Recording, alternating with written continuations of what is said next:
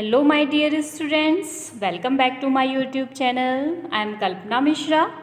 Students, previous lecture में जो है हमने क्लास 9 चैप्टर 2 स्टार्ट किया था जिसका इंट्रोडक्शन पार्ट था, जिसमें आपने मैटर क्या होता है ये देख लिया था। इसके टू टाइप्स है, प्योर सब्सटेंस और इम्प्योर सब्सटेंस। प्योर सब्सटेंस में हमने एलिमेंट कंपाउंड को थोड़ा बहुत डिस्कस कर लिया था, ठीक है। तो अभी हम सबसे पहले आपकी जो एनसीईआरटी बुक है उसमें इम्प्योर सब्सटेंस के को डिस्कस किया गया है, ठीक है। तो हम पहले इसी को स्टार्ट करते हैं। तो आज हमने इम्प्योर सब्सटेंस है उसमें हमने होमोजीनियस और हेट्रोजीनियस और सॉल्यूशन, होमोजीनियस हेट्रोजीनियस को पूरा कंप्लीट करना है और सॉल्यूशन को थोड़ा सा पार्ट इसका हम कंप्लीट करेंगे, ठीक है। तो चलिए स्टार्ट करते हैं हम अपना अगला टॉपिक। बच्चों, आपकी एनसीईआरटी की बुक में जो है होमोजीनियस और हेट्रोजीनियस जो टॉपिक है ना, इसमें आपने डिफरेंस अच्छे से करना है। ये आपके एग्ज़ाम में 2 मार्क्स या 3 मार्क्स में क्वेश्चन ज़रूर से ज़रूर आता है, इसलिए आपने इस क्वेश्चन को डिफरेंस के तौर पे ही इसके अच्छे से जो पॉइंट्स हैं उनको लर्न करने और समझने हैं, ठीक है। तो स्टार्ट करते हैं हम इसका फर्स्ट। जैसे कि होमोजीनियस मिक्सचर के बारे में हमने पहले ही पढ़ा था कि ये क्या होते हैं, यूनिफॉर्म कंपोजिशन होते हैं। तो इसका फर्स्ट जो पॉइंट है हम यही लिख देंगे, they have uniform composition और they have non-uniform composition। तो यूनिफॉर्म कंपोजिशन और नॉन यूनिफॉर्म कंपोजिशन कैसे? फॉर एग्जांपल अगर हम यूनिफॉर्म कंपोजिशन को देखें कि हमने कुछ यहाँ पर क्या लिया है, कोई मिक्सचर ले लिया वाटर का, ठीक है। ये हमने वाटर ले लिया और साथ में हमने इसमें क्या मिला लिया है, मिल्क, ठीक है। तो अब वाटर और मिल्क को अगर हम, तो ये क्या होगा, आप देखोगे कि ये एक जैसा चारों तरफ क्या हो जाएगा, ये मिल जाएगा और मिक्स हो जाएगा। हम मिल्क और वाटर को अलग अलग देख नहीं पाए, ठीक है। इसलिए क्या होता है, दे हैव यूनिफॉर्म कंपोजिशन। मतलब ये क्या कैसे होता है, इनकी कंपोजिशन क्या होती है, यूनिफॉर्मली होती है, एक जैसी होती है, ठीक है। अगर हम हेट्रोजीनियस मिक्सचर की बात करें तो they have a non uniform composition. ये नॉन यूनिफॉर्म कंपोजिशंस होते हैं। जैसे कि अगर हम मिक्सचर में क्या मिला दें, चॉक मिला दें, ठीक है। कोई भी हमने मिक्सचर बनाया है, हमने इसमें क्या ले लिया, वाटर ले लिया, ठीक है। और इसमें मैंने क्या डाल दिया, चॉक डाल दिया, ठीक है, चॉक डाल दिया। अब चॉक में क्या होगा, चॉक आप देखोगे कि यहाँ पर जो चॉक है ना, ये अलग से आपको इसके जो पार्टिकल्स होंगे वो दिखाई देंगे। इससे क्या पता चला आपको कि हेट्रोजीनियस मिक्सचर जिसमें कंपोजिशन यूनिफॉर्मली नहीं होते हैं, आपको कहीं वाटर मिल जाएगा और कहीं पे चॉक मिल जाएगा, ठीक है। और यहाँ पर क्या होगा, आप जहाँ से मर्जी वाटर को निकालेंगे तो दोनों की कंपोजिशन मिल्क की और वाटर की आपको क्या होगी, सेम दिखेगी। और यहाँ पर सेम नहीं होगा, कभी चॉक का कुछ टुकड़ा आ गया और कभी नहीं आया, ठीक है। तो वो क्या हो गया, हेट्रोजीनियस मिक्सचर, ठीक है। समझ आ गया first point. Now second point क्या है कि इसको हम जो है सेपरेटली फिजिकल प्रॉपर्टी के थ्रू नहीं अलग कर सकते हैं, और इसको हम इसकी फिजिकल प्रॉपर्टी या फिजिकल प्रोसेस की तरह हम किसी भी फिजिकल प्रोसेस से इसको सेपरेट कर सकते हैं, ठीक है। तो पहले पॉइंट्स लिख लेते हैं, फिर उसके बाद अच्छे से इसको समझते हैं।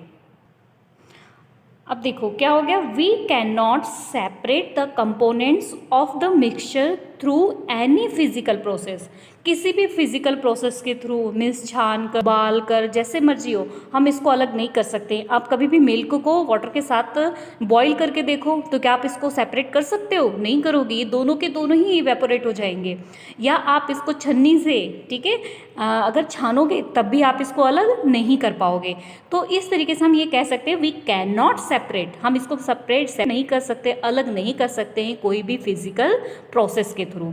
लेकिन हेट्रोजीनियस मिक्सचर होता है ना, इसको हम अलग कर सकते हैं किसी भी फिजिकल प्रोसेस के थ्रू, ठीक है। तो आपने ये पूरा पॉइंट लिखना है, मैंने हाफ में लिखा है, आपने क्या लिखना है, वी कैन सेपरेट, हाँ ये we can separate the components of mixture through any physical process, ठीक है। आपने ये पूरा पॉइंट लिखना है। तो हम इसको कर सकते हैं कैसे, इसी एग्जाम्पल के साथ हम समझते हैं। इस एग्जाम्पल में जैसे कि मिल्क का मैंने यहाँ बता दिया आपको, चॉक है, अगर आप इसको छन्नी से छानेंगे ना तो इजीली आप इसको सेपरेट कर सकते हो। या फिर आप इसको ऐसे ही थोड़ी देर के लिए रख दोगे तो चॉक जो होगा वो नीचे सेटल डाउन हो जाएगा और वाटर ऊपर आ जाएगा। तो आप क्या करोगे, इसको धीरे से ऐसे नीचे गिरा दोगे तो नीचे आपका चॉक पाउडर रह जाएगा और वाटर क्या हो जाएगा, अलग हो जाएगा, ठीक है। नाउ नेक्स्ट हम देखते हैं इसका थर्ड पॉइंट। थर्ड पॉइंट, हमें क्या पता है कि हम इसको नेक्ड आई से इसके कंपोनेंट्स को नहीं देख सकते हैं, कैसे? अगर इस मिल्क में इस जो मिक्सचर में हमने वाटर और मिल्क लिया है, क्या आप अपनी नेक्ड आई से दोनों के कंपोनेंट्स को देख सकते हो कि वाटर कौन सा है और मिल्क कौन सा है? नहीं देख पाओगे ना। तो इसीलिए हम इसको नहीं देख सकते, और इसको आप क्या कर सकते हो, जो चॉक का मिक्सचर है और वाटर के साथ इजीली आप चॉक पाउडर को भी देख सकते हो और वाटर को भी देख सकते हो ना। ठीक है, तो इसका हमारा अगला टॉपिक क्या हो जाएगा? Components can not be see through naked eye और components can be see through naked eye. ठीक है, चलिए इसको लिख लेते हैं। तो ये हो गया आपका इसका third point, component can not be see through the naked eye और component can be see through naked eye. ठीक है, अब देखो एक डिफरेंस इसमें क्या होता है कि जो इसका मिक्सचर होता है ना, इसके हम सिंगल फेसेस को नहीं देख सकते हैं। कैसे? जैसे कि फॉर एग्जांपल मैंने ले लिया, आप हेट्रोजीनियस के एग्जांपल से समझे। अगर आपको क्या दे दिया, एक बीकर में आपको दे वाटर, ठीक है, वाटर, और साथ में क्या डाल दिया? ऑयल डाल दिया। तो आप देखिए ऑयल ऊपर ऊपर आ जाएगा और वाटर कहाँ रह जाएगा? नीचे रह जाएगा। तो आप दो लेयर क्या करते हो? देख सकते हो ना हेट्रोजीनियस में। तो इसलिए यहाँ पर सब्सटेंस के कितने फेजेस होते हैं? 2 या 2 से ज़्यादा फेजेस हो सकते हैं। ये डिपेंड करेगा कि हम क्या मिक्सचर ले रहे हैं। ठीक है, और इसका क्या होता है कि the mixture is single phases, और ये क्या होते हैं? सिंगल फेजेस होते हैं। ठीक है, तो इसको हम लिख लेंगे कि यहाँ पर क्या लिखेंगे? The mixture is single phase. ठीक है, सिंगल फेस होते हैं। समझ आया आपको सिंगल फेस का क्या मतलब है? कि अगर हम मिल्क और वाटर को हमने मिला लिया तो इसके कोई एक सिंगल फेस ही रहेगा। हम जब भी निकालेंगे ना तो हमें कोई एक ही चीज़, हमें मिल्क ही दिख रहा है। ठीक है, हम इसके वाटर को और मिल्क को अलग अलग नहीं देख सकते हैं। ठीक है, तो इसी तरीके से इसको क्या लिखेंगे हम? मैं इसको लिख लेती हूँ, फिर आपको बताती हूँ। ठीक है, तो जैसे कि हम डिस्कस कर चुके हैं इसमें कि सब्सटेंस जो है वो दो या दो से ज़्यादा अलग डिफरेंस फेसेस होते हैं, और इस सब्सटेंस को हम इजीली क्या कर सकते हैं? देख सकते हैं, और यहाँ पर हम इसके फेसेस को नहीं देख सकते हैं। ठीक है, अब इसके बाद लास्ट हमने इसकी क्या लिख देनी है? एग्जाम्पल मैं आपको शुरू से ही बोलते आ रही हूँ। हम क्या लिख देंगे? A mixture of water and milk. ठीक है, आप ये भी लिख सकते हो a mixture of water and ink भी लिख सकते हो। ठीक है, आपकी मर्जी। इसकी एग्जांपल हम क्या लिखेंगे? इसकी भी एग्जांपल्स हम डिस्कस कर चुके हैं। एक तो हमने क्या डिस्कस किया था? Water and mixture of water and chalk powder. ठीक है, चॉक। और दूसरा हम लिख सकते हैं वाटर एंड ऑयल। ठीक है, तो आप जितने मर्जी एग्जांपल्स लिख सकते हैं। तो आई होप बच्चों आपको होमोजीनियस और हेट्रोजीनियस अच्छे से समझ आ गया है। ठीक है, नेक्स्ट हमारा टॉपिक है सॉल्यूशन। ठीक है, तो पहले तो हमें पता होना चाहिए सॉल्यूशन क्या होता है। सॉल्यूशन क्या होता है? अभी हमने प्रीवियस जो लेक्चर है उसमें देखा था। देखो इसमें हमने ये देखा था यहाँ पर कि जो इम्प्योर सब्सटेंस है, जो मिक्सचर है, उसमें हमने होमोजीनियस हेट्रोजीनियस देख लिया। उसके बाद होमोजीनियस जो होता है वो क्या होता है? सॉल्यूशन। ठीक है, तो अब हम इस सॉल्यूशन के बारे में डिस्कस करेंगे कि सॉल्यूशन क्या होता है। सबसे पहले तो आपको यही पता लग गया solution is a homogeneous mixture. ठीक है, तो चलिए इसको लिख लेते हैं हम, सॉल्यूशन की डेफिनेशन। तो डेफिनेशन क्या हो गई हमारी? ए solution is a homogeneous mixture of 2 और मोर केमिकली नॉन रिएक्टिव सब्सटेंस। ठीक है, देखो सबसे पहले होमोजीनियस मिक्सचर है, ये चीज़ तो हमें पता है, हमने इंट्रोडक्शन लेक्चर में पढ़ा हुआ है। तो होमोजीनियस मिक्सचर का मतलब क्या हो गया है कि जो भी हम आपस में मिलाएंगे वो क्या होंगे? सेम फेज होंगे। ठीक है, और आगे क्या दिया है? 2 और more chemical non reactive substance. चाहे आप इसमें 2 या 2 से ज़्यादा मिला दो, लेकिन इनके बीच में कोई केमिकल रिएक्शंस नहीं होगी। ठीक है, फॉर एग्जाम्पल हम ले लेते हैं शुगर इन वाटर। ठीक है, एग्जाम्पल क्या लेते हैं हम? Sugar in water. अगर हम शुगर को और वाटर को आपस में मिक्स करेंगे तो कोई केमिकल रिएक्शन तो नहीं होगी ना इनके अंदर। ठीक है, और ये कैसे मिक्सचर होंगे? होमोजीनियस मिक्सचर होंगे। ठीक है, तो नेक्स्ट हमने पढ़ना है कि कंपोनेंट्स ऑफ सॉल्यूशन। सॉल्यूशन के कौन कौन से कंपोनेंट्स होते हैं। ठीक है, तो अगला टॉपिक है हमारा components of solution. Components of solution कितने टाइप के होते हैं? 2 टाइप के। कैसे? एक होता है हमारा सॉल्यूट, क्या होता है? सॉल्यूट, और दूसरा क्या होता है हमारा? सॉल्वेंट। ठीक है, तो आप सॉल्यूट और सॉल्वेंट को कैसे याद कर सकते हो? सॉल्यूट और सॉल्वेंट को अगर आपने याद करना है तो सॉल्यूट क्या होगा, इसको याद रखो, लेस। ठीक है, लेस क्वांटिटी। अगर आप इसको ऐसे याद रखोगे ना, आपके लिए इजी होगा। इसको याद रखो आप, मोर क्वांटिटी। अभी मैं आपको समझाऊंगी तो आपको समझ आएगा। ठीक है, जैसे कि हमने क्या एग्जाम्पल लिया था? हमने लिया था शुगर और वाटर का सॉल्यूशन। ये हमारे पास फॉर एग्जाम्पल शुगर और वाटर का सॉल्यूशन है। ठीक है, तो यहाँ पर अगर हमें कोई बोले कि इसमें सॉल्यूट कौन सा है और सॉल्वेंट कौन सा है, तो ऑब्वियस हमने वाटर के अंदर शुगर को मिलाया है ना, तो लेस क्वांटिटी हमारी इसमें किसकी होगी? शुगर की होगी। तो यहाँ पर हमारा क्या आ जाएगा? शुगर। ठीक है, और यहाँ पर क्या आ जाएगा? वाटर।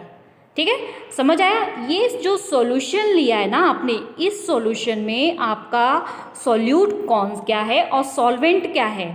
जो जिसकी क्वांटिटी आपकी लेस हो वो सॉल्यूट है, और जिसकी क्वांटिटी आपकी ज़्यादा है वो क्या है? सॉल्वेंट। ठीक है, तो अगर आपको इस सॉल्यूशन में पूछे तो शुगर आपका क्या है? लेस क्वांटिटी है, इसलिए ये सॉल्यूट है, और वाटर की क्वांटिटी ज़्यादा है, इसलिए ये क्या है? सॉल्वेंट है। तो इस तरीके से इसको आपको याद रखना है। ठीक है, कि कंपोनेंट्स ऑफ सॉल्यूशन, कि इसमें जो भी चीज़ फॉर यहाँ पर जो भी किसी चीज़ को अपने अंदर डिज़ोल्व कर रहा है ना, वाटर क्या कर रहा है? शुगर को अपने अंदर डिज़ोल्व कर रहा है। ठीक है, तो जो डिज़ोल्व कर रहा है अपने अंदर वो क्या है? सॉल्वेंट, और जो डिज़ोल्व हो रहा है वो क्या है? सॉल्यूट। समझ आ गया ना इतना? ठीक है,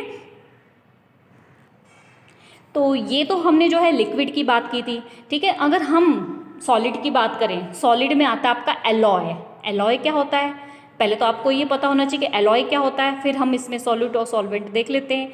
ठीक है, तो एलॉय, पहले हम एलॉय डेफिनेशन देख लेते हैं, और ये आपका जो है बहुत ज़्यादा इम्पॉर्टेंट है। ठीक है, इसको आपने अच्छे से करना है। एलॉय क्या होता है? एलॉय आर द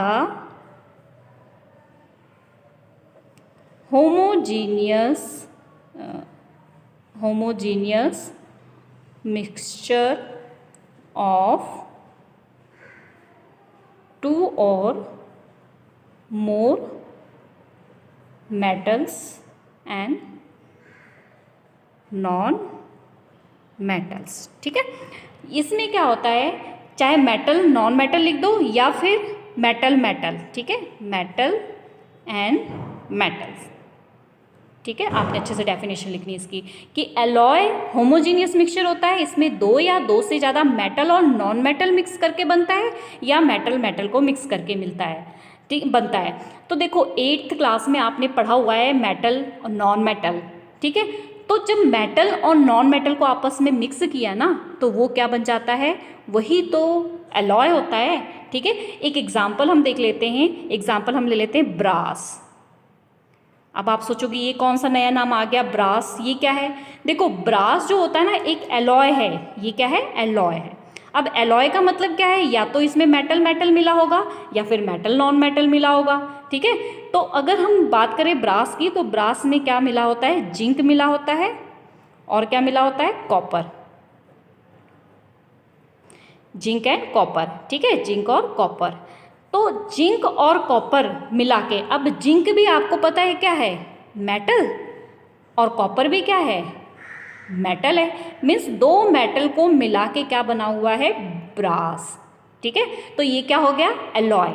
ठीक है, अब लेकिन जिंक की इसके अंदर क्वांटिटी कितनी होती है? 30%, और कॉपर की क्वांटिटी कितनी होती है इसके अंदर? 70%। ठीक है, तो अगर इसमें आपको बोला जाए कौन सा सॉल्यूट है और कौन सा सॉल्वेंट है, तो आपको पता लग जाएगा ना कि लेस क्वांटिटी किसकी है? 30% क्या है? जिंक।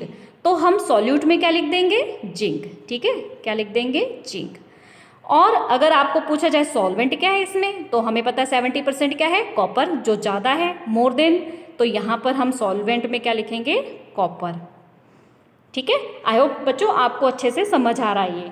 तो ये तो हमने किसको मिलाया था? मेटल और मेटल को। ठीक है, इसकी एक और एग्जांपल मैं आपको बताती हूँ। एक एग्जांपल और हम ले लेते हैं मेटल और नॉन मेटल की।